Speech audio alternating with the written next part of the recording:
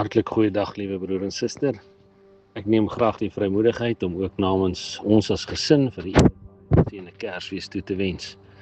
Mag hierdie dag vir u altyd 'n besondere onthou wees van die goddelike ingrype in die geboorte van Jesus Christus in ons lewens.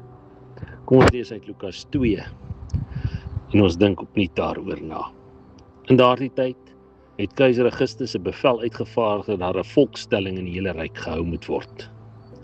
Hierdie eerste volkstelling het plaasgevind toe Cyrenius gouverneur was in die provinsie Sirië.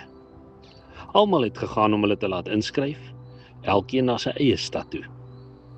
Ook Josef het gegaan. Hy het van die dorp Nasaret in Galilea na Judea toe gegaan, na Bethlehem, die stad van Dawid, omdat hy tot die huis en geslag van Dawid behoort het. Maria, sy verloofde wat swanger was, het saamgegaan om ingeskryf te word. Terwyl hulle daar was, het die tyd gekom dat haar kind gebore moes word. Sy het haar eersteling seun in die wêreld gebring en hom in doeke toegedraai en in 'n krib neergelê, omdat daar vir hulle geen plek in die herberg was nie. Daar was skaapwagters in daardie omgewing wat in die oop veld gebly en in die nag oor hulle skape wag gehou het. Met een staan daar 'n engel van die Here by hulle, met die heerlikheid van die Here rondom hulle. Hulle het baie groot geskrik. Toe sê die engel vir hulle: "Moenie bang wees nie, want kyk, ek bring vir julle 'n goeie tyding van groot blydskap wat vir die hele volk bestem is.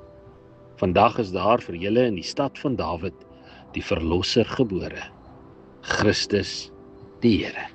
Ons lees net tot sover. Kom ons bid saam. Here, op hierdie Kersdag raak ons opnuut stil voor U, met daardie onsaglike besef dat U ingegryp het in ons sondige bestaan op hierdie aarde, en dat U ons lewens totaal kom verander het.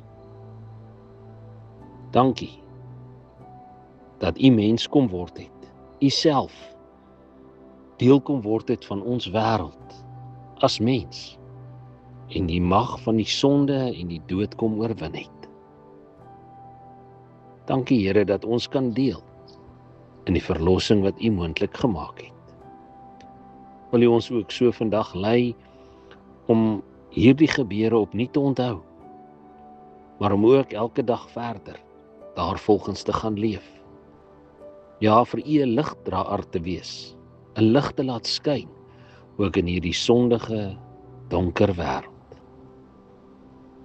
Here, wees in die besonder saam met hulle wat vandag eensaam is. Dankie dat ons kan weet dat hulle nie alleen is nie, want U is by hulle. En dat U elkeen van ons styf vashou. Ons bid dit en ons vra dit alles in Jesus se naam. Amen. Geniet die dag, hou die blinkkant bo.